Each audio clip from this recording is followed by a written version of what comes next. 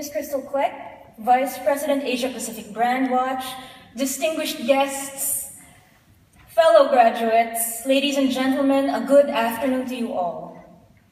At this very moment, as we contemplate the official end of our student life, several questions of great importance confront us.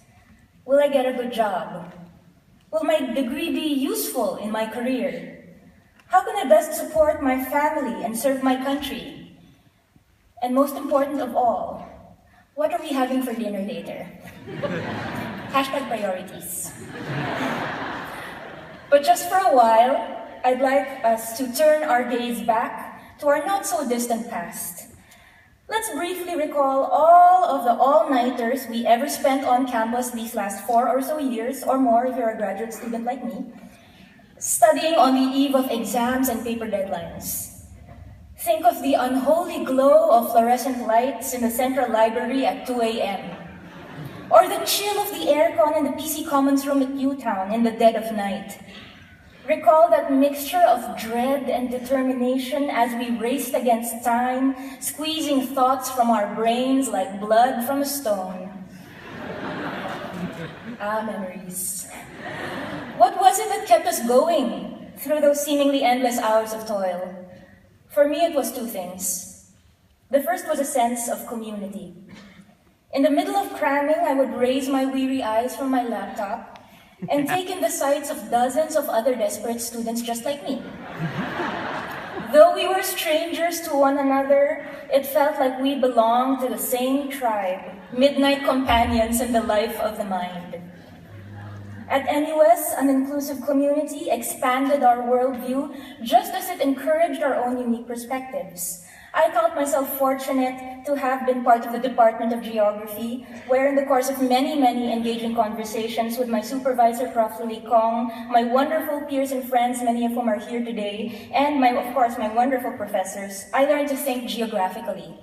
That is, to think about space not just as a blank slate where stuff happens, but as a dynamic process through which we form social, political, cultural, and economic life with others. So even in the solitary work of studying and writing, the geography of intellectual life extends as a space of constant conversation and debate. The second thing that kept me going was the simple fulfillment of devoting myself to a topic that I truly cared about, the work of music making as a migrant in Asia. I will always be grateful to NUS for nurturing my professional and my personal commitment to the study of migration and the creative industries.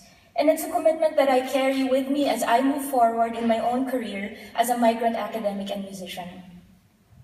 As graduate students, we are encouraged to deepen our critical research with the confidence that this increase in expertise and reflexive insight will spur positive change.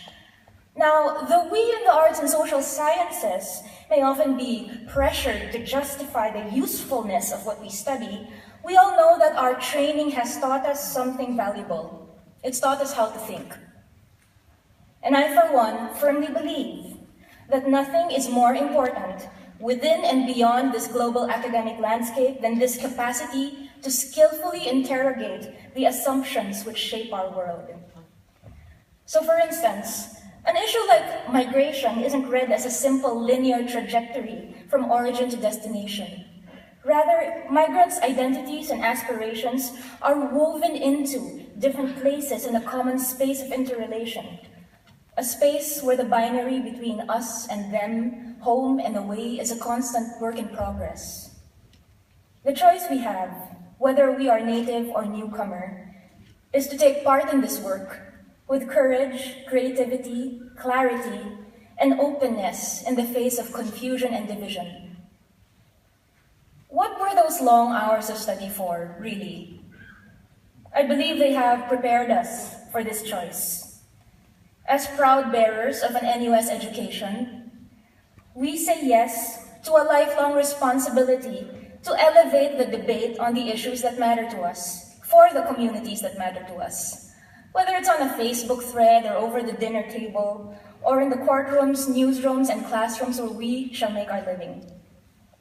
To the communities that sustain us, our mentors and professors, our administrators in NUS, our parents, families and friends, my own parents, my brother and my sister here with us today, you have all taught us that this responsibility to elevate the debate is also really a profound joy and privilege.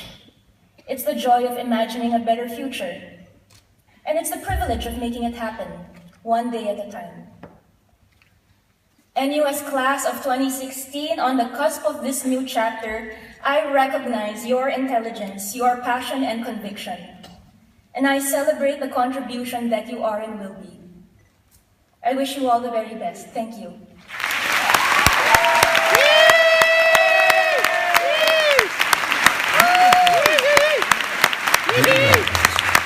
As we come to the end of today's ceremony, we would like to extend our heartiest congratulations to you on your commencement.